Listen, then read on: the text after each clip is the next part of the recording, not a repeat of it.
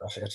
All right, we are going to talk about 4 sets of game sixes, starting with the Celtics Bucks series going to game six, Bucks up 3-2.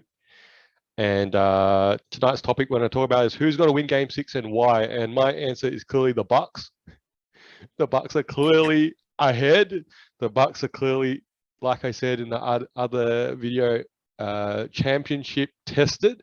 And I think they really shown that in game five with the way they closed out that game, especially when they're trailing double digits for much of that game from what I've read. I did not watch it, but from what I read. And just those plays, I think at the end, I think really show that they just if it's a close game, they know what they need to do to close it out. And I don't know if it's just me, but Marcus Smart doesn't seem to be the best option to have the ball in their hands in the clutch situation. I don't know why both plays came down to him. You got Tatum, you got Jaylen Brown, you've got other potential options, but look, I'm not sure. But I think now, obviously, going back to Milwaukee, game six here, I think that's going to the Bucks, so they're going to close that series out. Yeah, look, as much as I want to rest on my pick of Boston in six, that can't happen anymore. But also, yeah, I think Boston might have missed their window on this. You have game one in Boston and they just, they get washed.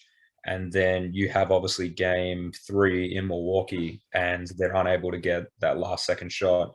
A bit of controversy with, is that a 3-point attempt? Is it a two? But funnily enough, similar to what you said, Marcus Smart was the one shooting that again. So there is a weird late game execution that's kind of happening with Boston. And then Jason Tatum and Jaylen Brown have not been able to consistently play well together. I think the one game that they did, they were able to pull away quite handily. But yeah, quite a disappointing series because, prime positions are taken down without Middleton in there.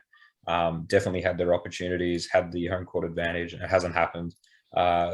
Milwaukee should now get it in six, even if Boston forces a game seven. You almost like Milwaukee to take game seven just because the championship tested team is likely to get the win here.